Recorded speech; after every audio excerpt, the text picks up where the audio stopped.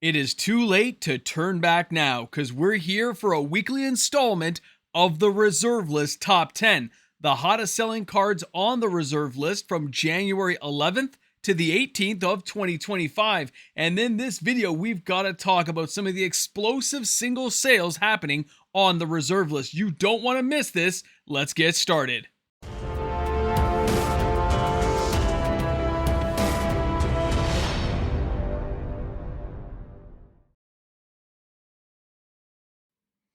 Who else out there right now on YouTube covers the Reserve List every single week? Well, I'm the host, MTG Moxman, and I'm crazy enough to cover this each and every week. Now, what's going on in the Reserve List? Quite a bit this week, actually, so we have a lot to cover. Now, a reminder, if you're enjoying the videos, you're going to be shopping for any of these cards, don't forget to use my TCG Player affiliate link found in the description of this video. And let's jump into number 10 this week, which is from Alliances, and it is the Helm of Obedience. Now, this card had 48 sales this week. That's $1,620 of total sales volume.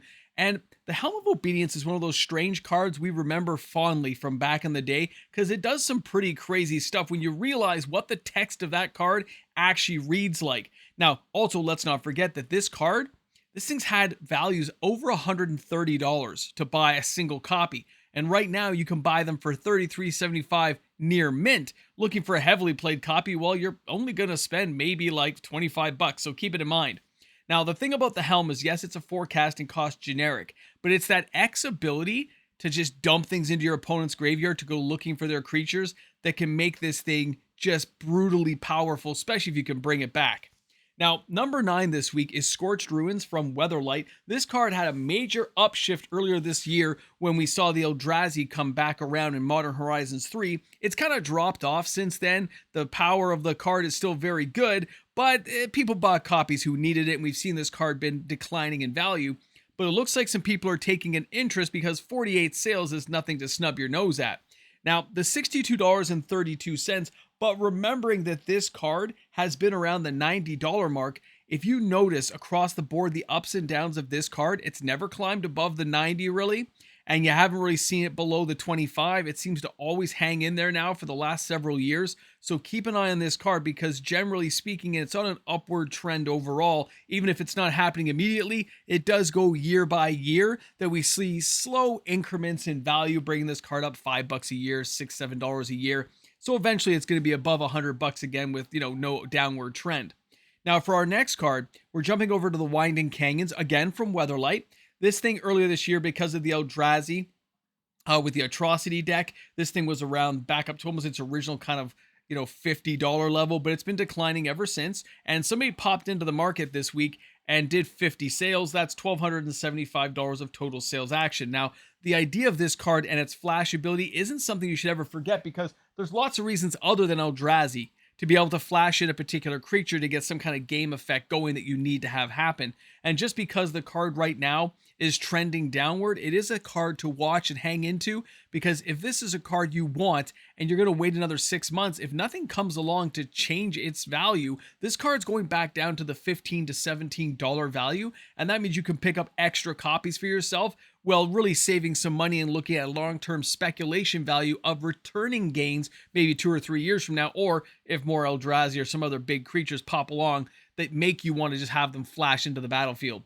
Now, our next card is from Stronghold, and this is Mox Diamond, and this is nothing to sneeze at. $628.99. It takes the number 7 position with 53 sales. That's $32,000 of total sales action. But there's been heavily played copies going for around the $450 mark, all the way through to BGS copies going for around the $900 mark. You can see the real gamut of value for this card. Every commander deck wants to have one if they can afford to get at least one copy, and that has a lot of players always searching for cards like this. The overall trending value of this card is still on the median. It's not going high, it's not going low. There's blips here and there going back and forth. There are still a lot of players out there with this card on their wish list of items to own, but they're hoping it dips below the $400 mark. And that could happen for heavily played copies, but not for the near mint. They're just harder to find. A lot of players did play with these things, so it's just not going to be one of those regular cards you're going to see dip much lower than that in value going forward. Anything below $500, just consider it a good deal. Now let's dive over and look at Revise this week, because Revise is giving us Wheel of Fortune. This card's averaging $298.89, but when we look at number 6 position with 53 sales, that's $15,000 of sales action. Now, it's not for the near mint copies. The heavily played copies going for that 209 to 200, even 189 for one copy, $200 Canadian. There were some good deals to be found the last couple of weeks, and this whole no tax thing has really bumped up the sales across the board for many of these cards here in Canada. We're seeing a lot more sales action than is traditional for this time of year, and that means a lot of players are just kind of getting involved in saving themselves some long-term cash because of how the government is running our taxes right now. Wheel of Fortune is always going to be a go-to card. You want to own at least one, but I have many players out there who still say you always have to own 4, and they're buying it, so great for them. Now, Revised again is still in the top here because we have Fastbond jumping back into the list. This card's averaging $32.72, and of course the sales you see are players hoping that this card becomes unbanned in some higher bracket of Commander. The idea of some of these cards becoming unbanned has driven a lot of sales action in the singles market for these cards, and we see this price just not really going down now off of that high after the rules committee resigned and Wizards of the Coast took over. So when we see the prices this high, we have to wonder if this card's ever going to go back down, and it's restricted in pretty much every format known, if not outright banned in most of them. So the fact it only gets played in Vintage right now doesn't leave a lot of room for this card to grow unless we get it unbanned in other formats other than Casual. So let's see where this card goes in the future, but somebody's hedging their bets and somebody is speculating heavy on this card. Now, we're still hanging out in Revise this week because last week we did talk about Demonic Hordes and what it takes for some of these old style reserve list cards to really go off. Cards like this getting out in turn 1 or 2 of Commander are not impossible, but they are difficult to do. And being able to destroy target lands and blow up any land you want is a very powerful mechanic, especially if you can find a way to make it pop off more than once in a turn, clone it, copy it, or just make this guy totally insane. But either way, it's a very low-end reserve list card in terms of value. The highest it's ever been is around the $30 mark, and right now it's hanging around $5, around $5 US, depending on the copy, and as much as $10 here in Canada. The Hordes itself is a beautiful artwork card. The fact it destroys lands, it's a 5/5 for 6. Yes, you got to pay that 3 black mana to keep this thing from blowing up your own stuff, but at the same time, most players come prepared knowing that this guy comes with that little bit of a hiccup, but it doesn't stop them from using it. Now, our next card is also from Weatherlight, and this week it's Mana Web. Now, this card at 3 casting cost still had 78 sales this week.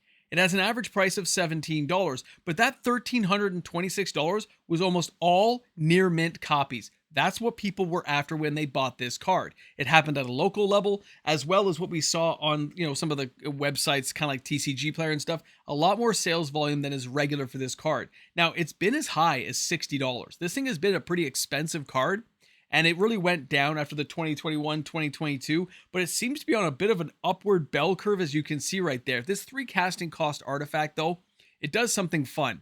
Whenever any land target opponent controls is tapped for mana, you tap all lands he or she controls that can produce any type of mana that land can produce. Now, I understand this card doesn't look like much, but when you copy it and clone it, you start messing up a lot of opponents. Now, our next card, that's right, guys, we're diving back into Soldevi Excavations, taking the number 2 position with an $11 average price, 92 sales this week. That's $1,012 of total sales action. This card is one of my favorite all-time cards, as we know. I've played with it since its inception. I've used it for its early form of scry ability that you really shouldn't ignore, and there's lots of cards that often imitate this card but don't quite come up to snuff. The highest this card ever hit was $45, a direct market manipulation by my channel. On average, this thing is around $10 to $15. It does see some play in Commander, and you shouldn't ignore the card for what it does, which is the scry ability. There are cards, as we just said, that imitate it, but don't do it as well or as cheaply, and most players never blow this land up, although they talk about it. Cards like Castle Vantress, yeah, it's good to duplicate things, but it just costs so much more mana to do it that Soldevi's a better option. Now, our number 1 card this week is Political Trickery from Mirage.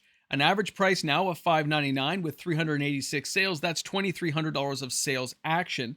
And this card seems to be the hit of one particular person, because I know this as a fact because they contacted me and showed me all the receipts. Although it seems to have that FOMO effect because other people learned about it and started buying extra copies, wondering what was going on. A lot of FOMO event kind of added to the spice of this buyout.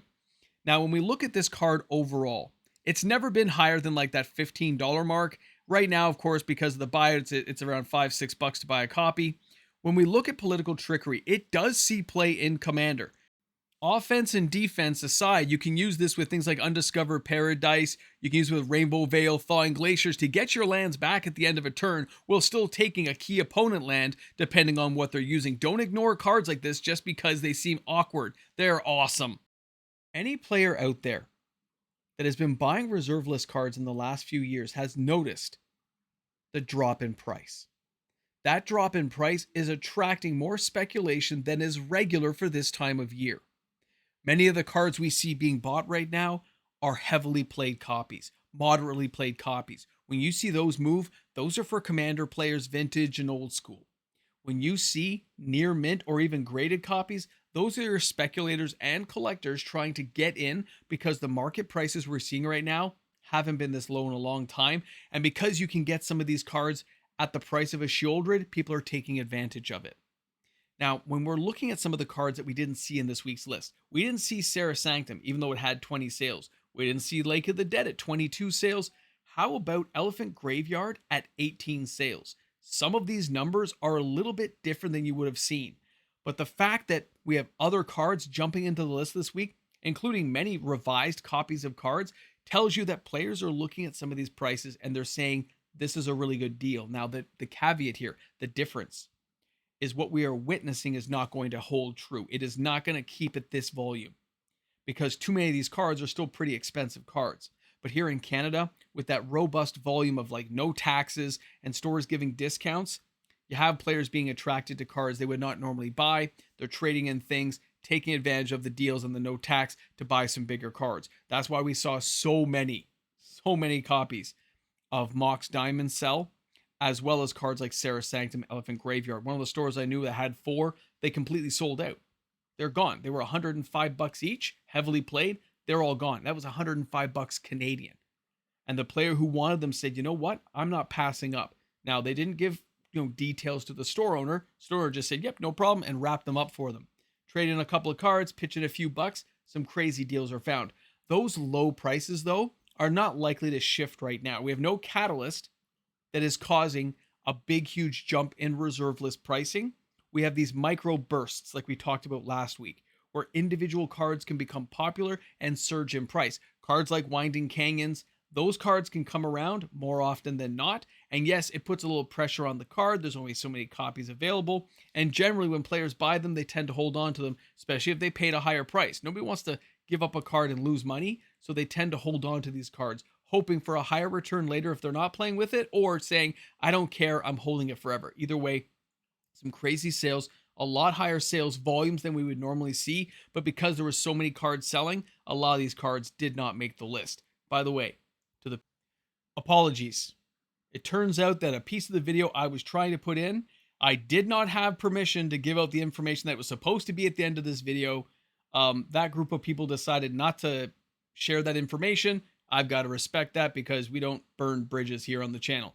I apologize. Shop smart, shop S smart. Have a great day, everyone. And we will see you guys in the live stream, 6:30 Eastern Standard Time on Sunday, because that's when I put these videos out. Every Sunday, I'll see you guys in the live stream. Have an awesome one. Sorry about that, guys. I was told no, so I had to cut it. Hey, guys, a big shout out and thank you to the patrons of my channel. Now, the patrons, they make it happen here. Without them, guys, without the income that comes in from patrons, I wouldn't be able to keep doing what I'm doing. So for all the patrons out there, I want to say thank you again for supporting my channel and my efforts here on YouTube, as well as my YouTube membership members. Guys, thanks again for being there. Really appreciate it. I will talk to you guys soon. Have an awesome day. Okay, Ramble Jamble time. You're here at the end. Yes, I had to cut part of the video. I was waiting for an email. I assumed it was okay to share some information. I was told no. Okay. What I am allowed to share, though, because I got, a little bit. Some Black Lotuses sold. Collector edition Black Lotuses. And enough of them sold that, of course, it was brought to my attention. So the people who did all this buying and selling, it was one person, and they bought 12. That's a lot. Okay. At the price they sold it at, 12 is still a lot. I was surprised, kind of like, wow, I wonder what they're doing. I was not given reasons. I just know that this piece I'm allowed to share at the end of the Ramble Jamble. It was awesome. And a whole bunch of dual lands did sell. But at the same, how am I supposed to put this without giving it away? That's all I got for you. Some private groups don't like to say much, but some action happened. Oh, and by the way, for those guys who like sealed product, some old sealed boxes sold. I'm hoping for more. This kills me sometimes. You make deals with people, and at the time it doesn't seem like a big deal. But then when you want to say something, you can't. You got to respect their wishes. And it hurts you because you're like, I just want to say it, and you can't. There. I think I got it out of my system. The reserve list is not dead.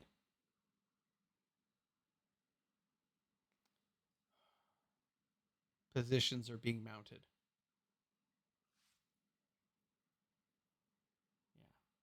We'll leave it there. Have a great one, guys.